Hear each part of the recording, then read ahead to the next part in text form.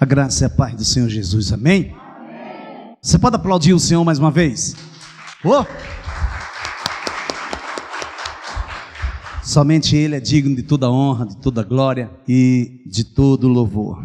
Que bom que estamos aqui, que bom que estamos na Assembleia dos Santos. Estamos aqui para celebrar o Senhor, para adorá-lo em espírito e em verdade. É uma ordenança de Deus, congregai-vos, amém? Abra sua Bíblia no livro de Jó, capítulo 42, versículo 5.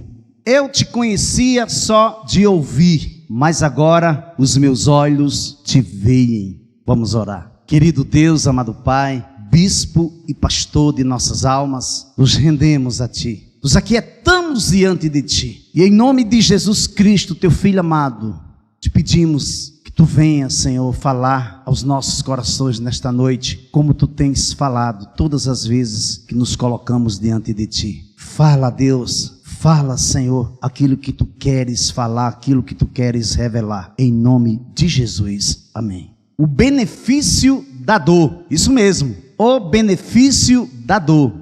O ser humano é constituído de experiências que o levará a experimentar o regozijo e a dor, a tempestade e a bonança, o ódio e o amor. Deus e seus caminhos proporcionam um enredo abrangente, onde há uma infinidade de acontecimentos. E nesse enredo abrangente, entra em ação o Deus onisciente, onipresente e onipotente. O Deus onisciente, porque Ele sabe tudo. O Deus onipresente, porque Ele está ao mesmo tempo em todo lugar. E o Deus onipotente, porque Ele pode tudo. Ele pode tudo. Não há nada impossível para esse Deus trino, esse Deus maravilhoso, esse Deus poderoso. Os seres humanos, cada homem e cada mulher, incluindo cada detalhe vivido em nossa vida diária, são convidados a participar deste projeto de reestruturação, de restauração, de restituição, onde teremos que manter nossos olhos no chão comum da existência, na certeza que absolutamente nada, mais nada, na experiência humana pode ser omitido ou desprezado se decidirmos confiar a Deus e descansar nele, andando por fé, na certeza que Ele está no controle de tudo, que Ele está no controle de todos e de tudo. Então, quando nós decidimos debruçar o nosso coração sobre Ele, a confiar nossos caminhos, a confiar nossa história, mas não somente confiar, descansar e continuar perseverando, seguindo adiante.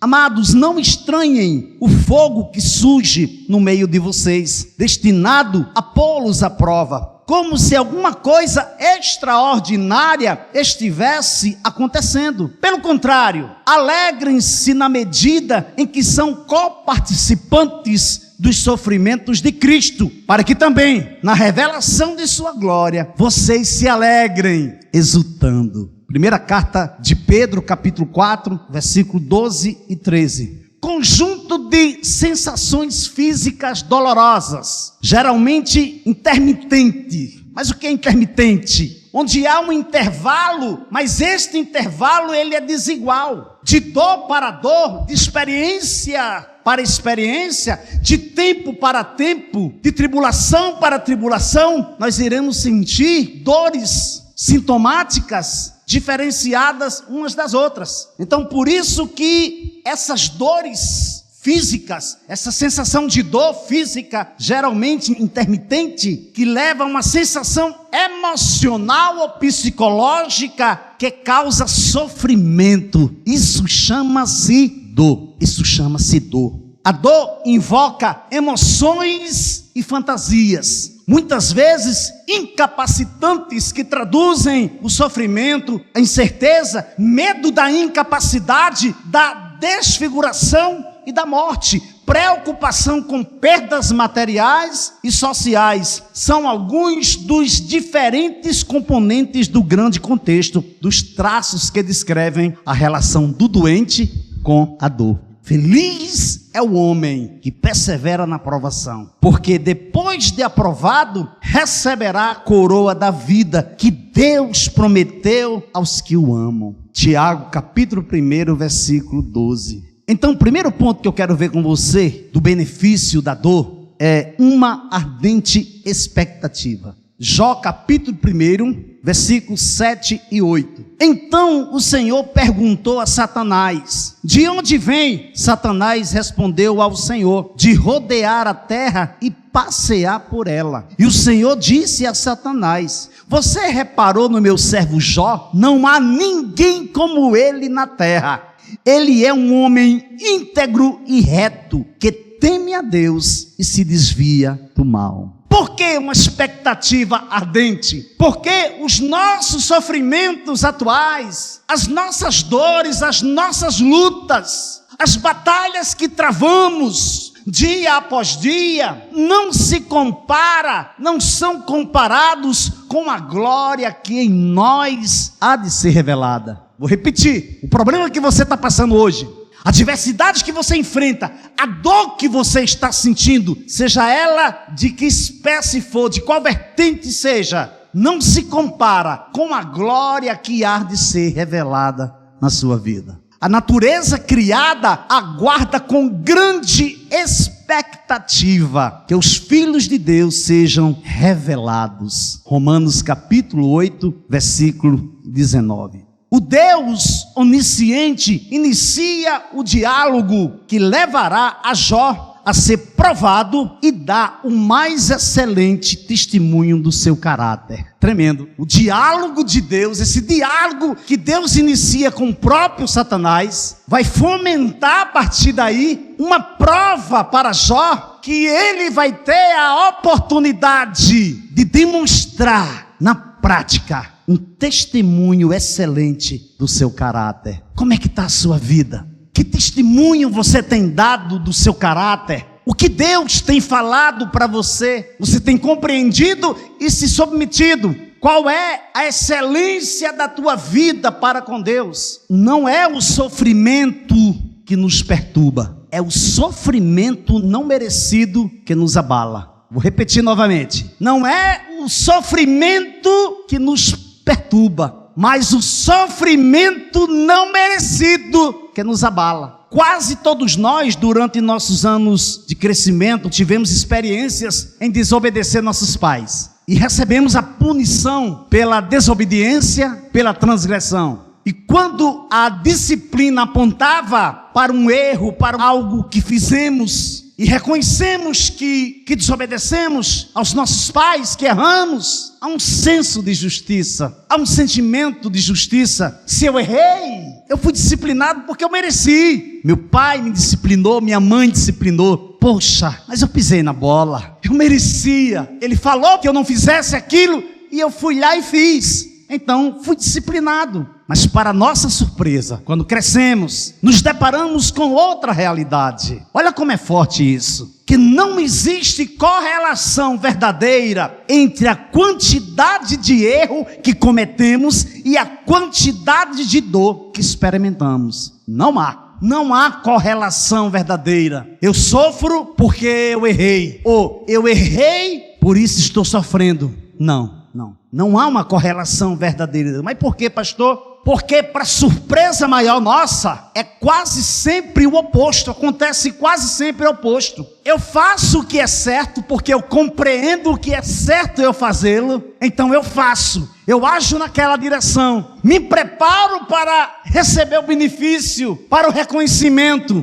É exatamente nesse momento que eu recebo a pancada. É nesse momento, quando eu tenho certeza que eu estou fazendo o que é certo, quando eu estou caminhando na direção certa e compreendo que esta é a direção que me levará à vontade soberana de Deus, neste momento tiro o meu tapete, eu levo a pancada. Eu faço o melhor que posso, me preparo para receber o reconhecimento. Sou atingido por um golpe inesperado, perco o equilíbrio, perdemos o equilíbrio. É por isso que muitas vezes nós caímos e não temos forças para se levantar, porque fomos golpeados, porque eu tinha certeza que eu cuidava, eu tinha certeza que eu amava, eu tinha certeza que eu dava o melhor de mim, eu tenho certeza que eu não errei, eu tenho certeza que eu estava na direção certa, mas ela me golpeou, e agora eu me encontro ferido, totalmente coberto por dores, perdemos o equilíbrio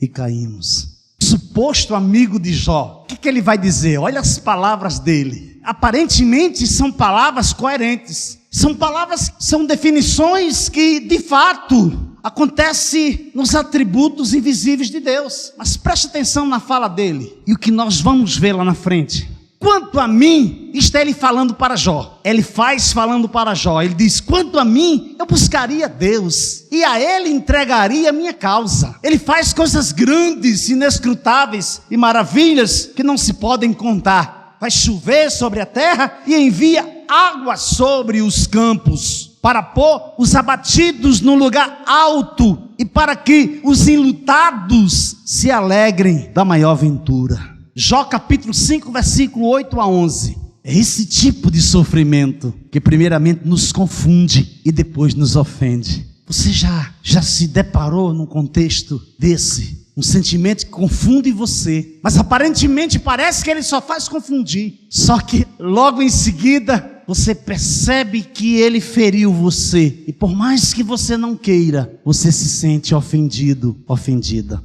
Esse foi o tipo de sentimento que deixou Jó confuso e ofendido. Se fala muito da paciência de Jó, mas muitas vezes não trazemos ao nosso conhecimento o trajeto que Deus levou Jó. Não trazemos ao nosso conhecimento o que Jó enfrentou, o que Jó teve que passar, para que hoje em dia as pessoas falem de Jó, até mesmo aqueles que não professam a fé de Jó, até mesmo aqueles que não se rendem ao Deus de Jó, mas falam de Jó. Então esse foi o tipo de sofrimento que deixou Jó confuso e ofendido, e levou Jó a protestar diante de Deus. Então Satanás respondeu ao Senhor, será que é sem motivo que Jó teme a Deus? Não é verdade que tu mesmo puseste uma cerca ao redor dele, da sua casa e de tudo o que ele tem? Abençoaste a obra de suas mãos, e os seus bens se multiplicaram na terra. Mas estenda a tua mão e toca em tudo o que ele tem, para ver se ele não blasfema contra ti na tua face. Então o Senhor disse a Satanás, você pode fazer o que quiser com tudo o que ele tem, só não estenda a mão contra ele. Então Satanás saiu da presença do Senhor. Jó capítulo 1, versículo 9 a 12. A primeira prova de Jó foi na área da família e nos bens materiais. Primeiro, vieram os sabeus e levaram os bois e as jumentas e mataram todos os servos a fio da espada. Só eu consegui escapar para trazer a notícia. Esse foi o relato do único servo que escapou. Segundo, fogo de Deus caiu do céu e queimou as ovelhas e os servos, destruindo todos eles. Só eu consegui escapar para trazer a notícia. Terceiro, os caldeus se dividiram em 3 bandos, atacaram os camelos e os levaram embora, mataram os servos a fio da espada. Só eu consegui escapar para trazer a notícia. São 3 servos que conseguiram escapar. Quarto, seus filhos e as suas filhas estavam comendo e bebendo vinho na casa do irmão mais velho. De repente, eis que se levantou um vento muito forte do lado do deserto e bateu contra os 4 cantos da casa. Ela caiu sobre os jovens e eles morreram. Só eu consegui escapar para trazer a notícia. 4 servos escaparam para trazer a notícia.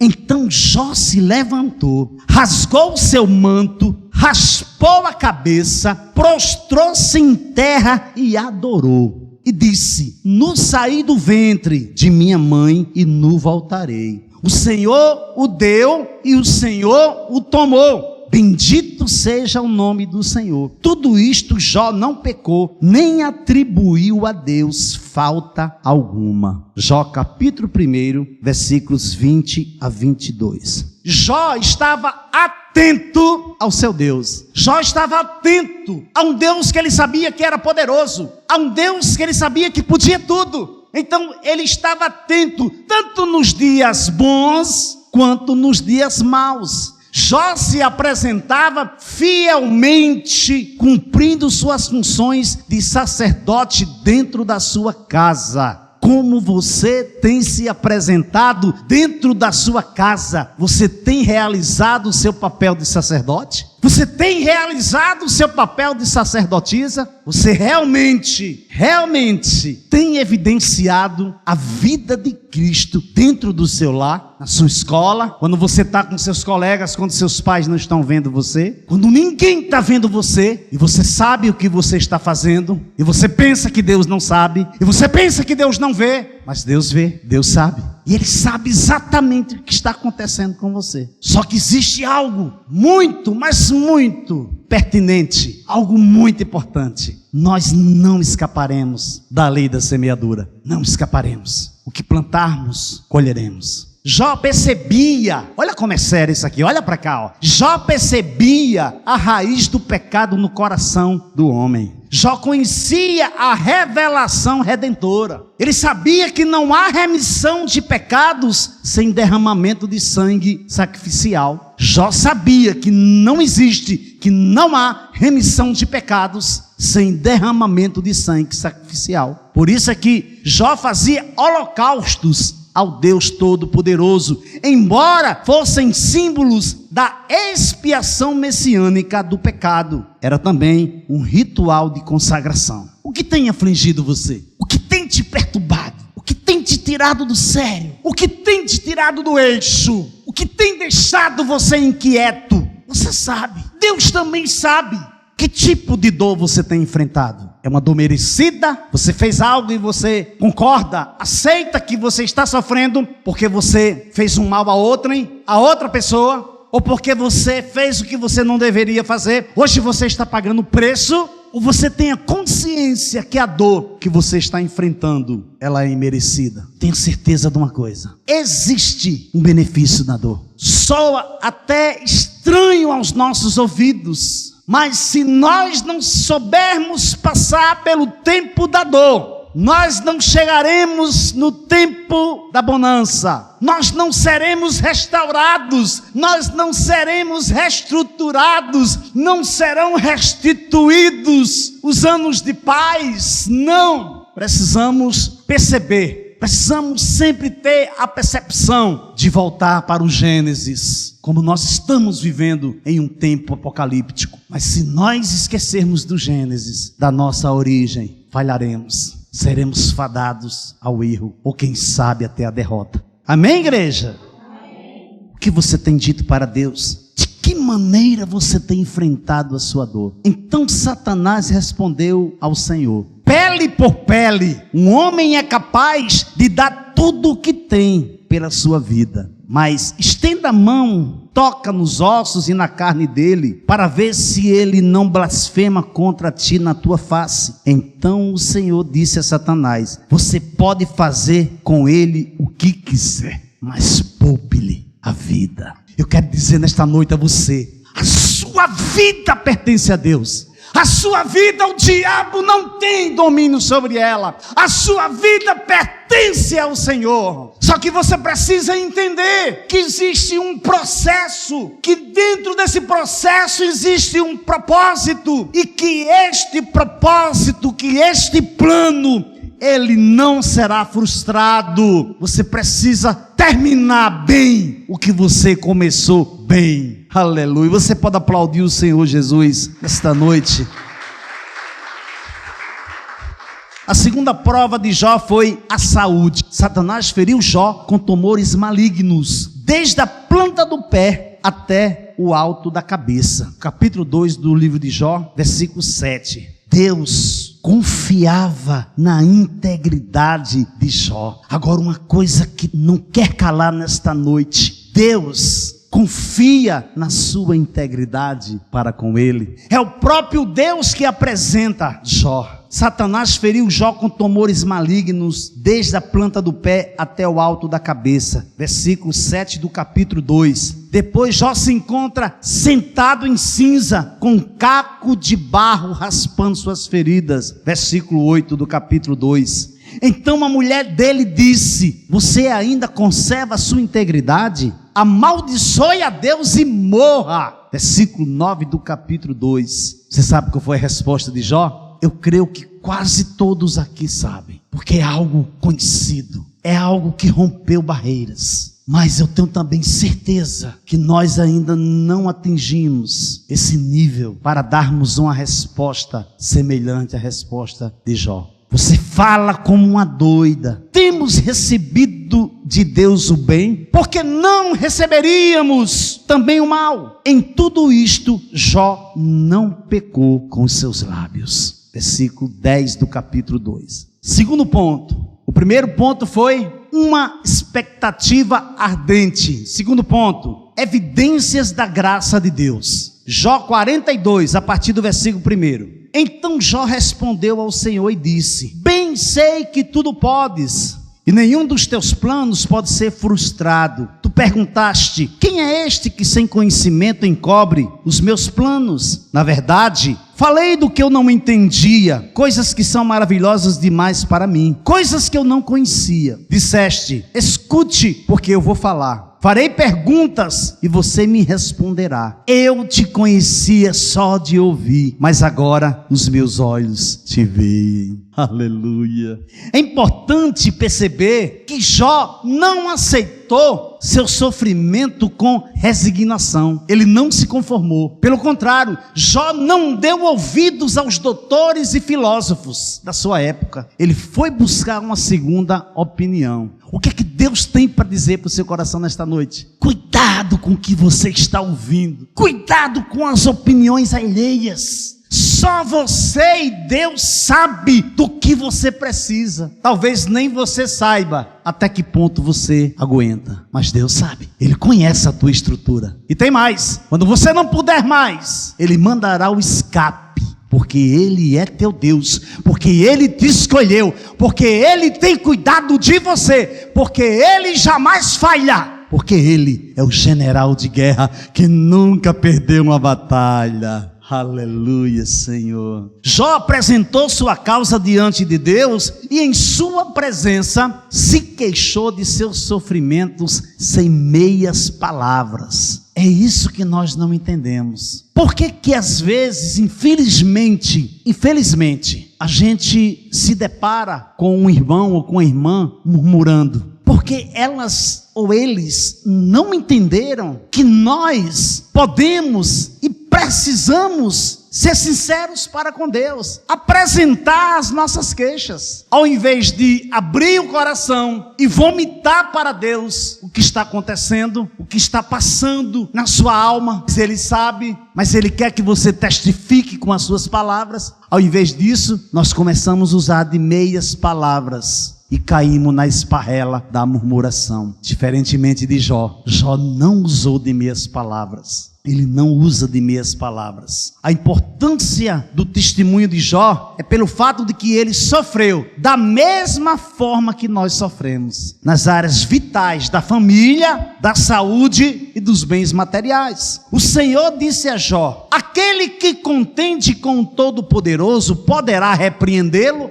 Que responda a Deus aquele que o acusa. Então Jó respondeu ao Senhor: sou indigno, como posso responder-te? Punho a mão sobre a minha boca. Falei uma vez, mas não tenho resposta. Sim, 2 vezes, mas não direi mais nada. Amados, é exatamente nesse ponto onde Deus espera que nós cheguemos. É exatamente quando Ele diz: falei uma vez e não tenho resposta. Falei 2 vezes, vou me calar, porque cheguei à conclusão que não entendo de nada, não sei de nada. Coloca a mão na minha boca. Depois o Senhor falou a Jó do meio da tempestade: prepare-se como simples homem que é, e lhe farei perguntas, e você me responderá. É muito forte, amados. É muito forte. ele vem com sua dor, caminhando com sua dor. 3 supostos amigos vêm ao seu encontro, porque era costumeiro na região, quando uma pessoa bem-sucedida, bem vista no seio da sociedade adoecia, vinham esses homens de longe, se dizendo amigos, e ali ficavam se condoendo com eles, e quando a dor passava, eles iam celebrar, eles iam beber, eles iam se arregalar. Mas passa um dia, passa 2, passa 3, passa 4, passa 5 e assim sucessivamente, e nada muda em Jó. Pelo contrário, a dor aumenta a cada dia. Ele diz: espera aí, existe alguma coisa errada, esse homem está em pecado, esse homem precisa confessar o pecado dele. Eu não esqueço nunca mais, nos casamos, estávamos com meses de casado, pedi permissão à minha pastora para falar sobre isso. Meses de casados nós estávamos, e a pastora Bárbara precisou se submeter a uma cirurgia, e no decorrer do pós-operatório, ela perdeu muitos quilos, ela ficou bem fininha, bem pouquinha, ela ficou debilitada, e os irmãos começaram a formar grupos. Nós chegávamos na igreja e estranhávamos aquele comportamento dos irmãos, e por fim, eles vacilaram no comentário, e eu vinha chegando e ouvi, eles comentando que a pastora Bárbara estava em pecado, por isso que ela estava daquele jeito. Não é diferente com você. Talvez as pessoas estejam ou querem classificar o tipo de dor que você sente, ou por que você sente, ou se você é culpado ou não é culpado, ou se você é inocente ou você está em pecado. Não justifiques, você precisa ser confiante, ser convicto de que você está sim na centralidade da vontade de Deus. Então espera, porque Deus está trazendo resposta para você. E em dado momento, não entendemos, mas não é para você entender, é para você receber. Você vai pôr em dúvida a minha justiça? Você vai condenar-me para justificar-se? Isso aqui é Deus falando para Jó, amados. Você vai me condenar para justificar a sua dor? Em dado momento queremos explicações, queremos entender porque isso ou aquilo está acontecendo, mas quando é preciso nos ajoelharmos, nos humilharmos, colocar nossa cara no pó, temos dificuldade, e quando o cerco fecha, quando a dor é intensa, primeira coisa que vem à mente, qual é? Alguém poderia dizer nesta noite aqui: desisto. Isso não é para mim, cansei, não quero mais essa vida, estou fora, não aguento mais. É preciso ter conhecimento do que Jó não fez, para que não aconteça de cometermos esse erro. Assim como nós sabemos o que Jó fez, precisamos também saber o que Jó não fez. E o que foi que Jó não fez, pastor? Primeiro, Jó não amaldiçoou a Deus como sua esposa sugeriu. Segundo, Jó não tentou se livrar do problema se livrando de Deus.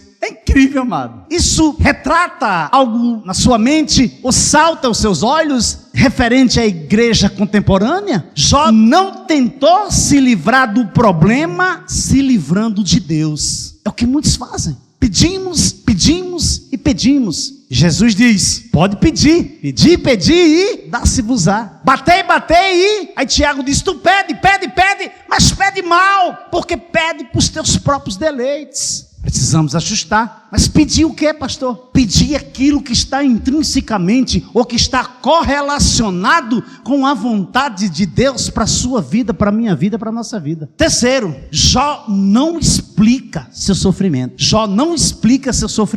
E você às vezes quer resposta, às vezes você quer entender, às vezes você não pode nem respirar de tanto ofegante que você está, porque você não aguenta mais aquela situação, ou você não aguenta mais essa situação que você está vivendo, e Deus está dizendo para você: não procure, minha filha, explicar esse sofrimento, não procure, meu filho, explicar seu sofrimento, deixa que eu sou teu Deus, eu é quem justifico você só precisa me colocar na centralidade da sua vida. Saia da cadeira do motorista e vá para a cadeira do carona, deixa eu guiar o teu carro, porque eu sou o teu Deus. Foi eu que te escolhi, não foste vós que escolhestes a mim. Como foi que Jesus lidou com os sofrimentos injustos? Segundo Pedro: por isso vocês foram chamados, pois também Cristo sofreu no lugar de vocês, deixando-lhes exemplo para que sigam seus passos. Ele não cometeu pecado algum e nenhum engano foi encontrado em sua boca. Quando insultado, não revidava. Quando sofria, não fazia ameaças, mas entregava-se àquele que julga com justiça. Ele mesmo levou em seu corpo os nossos pecados sobre o madeiro, a fim de que morrêssemos para os pecados e vivêssemos para a justiça. Por suas feridas vocês foram curados, pois vocês eram como ovelhas desgarradas, mas agora se converteram ao pastor e bispo de suas almas. Primeira carta de Pedro, capítulo 2, versículo 21 a 25. Jesus é o modelo. Jesus é o modelo de vida. Jesus é o padrão de vida. Você e eu, nós somos o exemplo. A questão é, temos feito a diferença nessa geração, que fazemos parte, que fomos chamados como luzeiros neste mundo para fazer a diferença? Tornem-se meus imitadores, como eu sou de Cristo. Eu os elogio por se lembrarem de mim em tudo e por se apegarem às tradições, exatamente como eu as transmiti a vocês. Quero, porém, que entendam que o cabeça de todo homem é Cristo, e a cabeça da mulher é o homem, e o cabeça de Cristo é Deus. Quem é o cabeça do homem? Cristo. Quem é o cabeça da mulher? O homem. Quem é o cabeça de Cristo? É Deus. Primeira carta aos Coríntios, capítulo 11, versículo 1 a 3. Então Jó respondeu ao Senhor e disse: bem sei que tudo podes e nenhum dos teus planos pode ser frustrado. Veja que nesse momento não existe mais nenhuma variação de dúvida para Jó. Veja que nesse momento, para Jó, não existe mais nenhuma variação de dúvida que Deus se encontra no controle de tudo. Que Deus sabe exatamente a dor que ele está vivendo. Que Deus sabe o fim aonde ele vai chegar. É isso que nós precisamos ter em mente. É isso que nós precisamos guardar no nosso coração. Porque quando nós fizermos isso, nós descansaremos. Nós não conseguimos mudar hoje e queremos mudar o amanhã. Como? Jamais poderemos mudar o amanhã, mas poderemos mudar o agora, poderemos mudar o hoje. Aleluia, Jesus. Tu perguntaste: quem é este que sem conhecimento encobre os meus planos? Na verdade, falei do que eu não entendia, coisas que são maravilhosas demais para mim, coisas que eu não conhecia. Disseste: escute, porque eu vou falar. Farei perguntas e você me responderá. Eu te conhecia só de ouvir, mas agora os meus olhos te veem. Jó 42, versículo 3 a 5. Qual a primeira coisa que acontece quando um homem ou uma mulher cai em si? Qual a primeira coisa que acontece? O arrependimento. É a primeira coisa. Quando eu caio em si, eu posso até me enganar. Me engano hoje, me engano amanhã, aí vou levando. Tenho um remorso, me encho de remorso. Peço perdão e depois com o tempo volto a fazer pior do que eu fiz. Mas haverá um dia que eu vou cair em si. Caindo em si, o primeiro efeito é como uma dinamite dentro de cada um de nós. A dinamite dentro do homem e da mulher é o arrependimento. Então não ore para que as pessoas se arrependam. Orem para que elas caiam em si e se arrependam. Isaías: então gritei: ai de mim, estou perdido, porque sou homem de lábios impuros e vivo no meio de um povo de lábios impuros, e os meus olhos viram o Rei, o Senhor dos exércitos. Então um dos serafins voou até mim, trazendo uma brasa viva que havia tirado do altar com uma tenaz. Com ela tocou a minha boca e disse: veja, isto tocou seus lábios, por isso a sua culpa será removida e o seu pecado será perdoado. Isaías, quando se deparou com a glória de Deus, foi o que aconteceu? Ele entendeu que mesmo no ministério profético havia outro Deus no coração dele que precisava ser destronado, porque é exatamente isso que o texto começa. No ano da morte do rei Uzias, eu vi o Senhor assentado num alto e sublime trono, e a sua glória enchia o templo. Então gritei: ai de mim! Ele caiu em si. O filho pródigo, então caindo em si, disse: quantos trabalhadores de meu pai têm pão com fartura, e eu aqui estou morrendo de fome. Vou me arrumar, voltar para o meu pai e lhe dizer: pai, pequei contra Deus e diante do Senhor. Já não sou digno de ser chamado seu filho. Trate-me como um dos seus trabalhadores. Que coisa tremenda. Quando um homem cai em si, quando uma mulher cai em si e se arrepende, não interessa título, não interessa rótulo, a única coisa que interessa é estar na casa do meu Deus, é estar na casa do Abba Pai, do papaizinho. Lucas capítulo 15, versículo 17 a 19. Por isso me abomino e me arrependo no pó e na cinza. Eu te conhecia só de ouvir, mas agora os meus olhos te veem. Olha o benefício, olha o benefício da dor. Ele agora está vendo a Deus. Ele não via, ele se relacionava com Deus, mas agora ele está vendo. É o benefício da dor. Eu te conhecia só de ouvir, mas eu já te amava, eu já te buscava, eu já te temia, eu já andava na tua presença.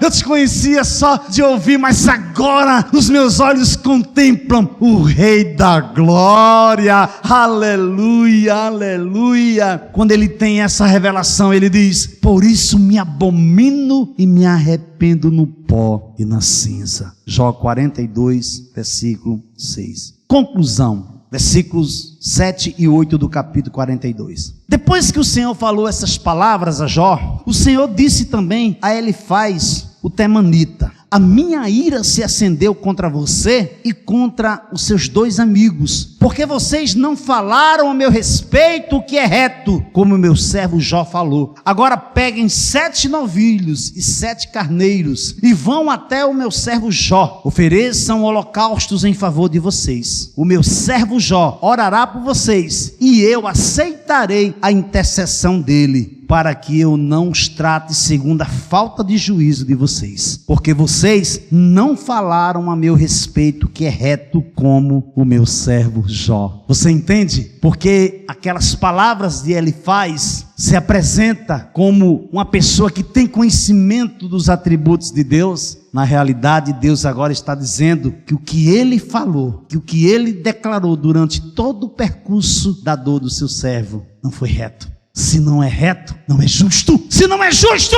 é injusto. É isso que precisamos entender, precisamos aprender. Se estamos passando pela dor, existe um benefício, mas precisamos chegar no final dela. Precisamos cumprir o percurso, precisamos vencer o processo. E esse processo nós só venceremos se estivermos em Cristo, para Cristo e por meio de Cristo. Se não for, não venceremos, desistiremos. Mas nós não somos dos que retrocedem. Nós somos daqueles que avançam para o alvo, para o prêmio da soberana vocação de Deus em Cristo Jesus. Amém? Então Deus é amor, Deus é santo e Deus é justo. A ira de Deus se acendeu contra Elifaz, o temanita, e os seus dois amigos, pois eles falaram o que não era reto a respeito do Senhor. A intercessão de Jó irá livrá-los da punição e do juízo de Deus. Então Elifaz, o temanita, Bildade, o suíta e Zofar, o naamatita, foram e fizeram o que o Senhor lhes havia ordenado. O Senhor aceitou a oração de Jó. Versículo 9 do capítulo 42. Aí deixa eu falar uma coisa para terminar.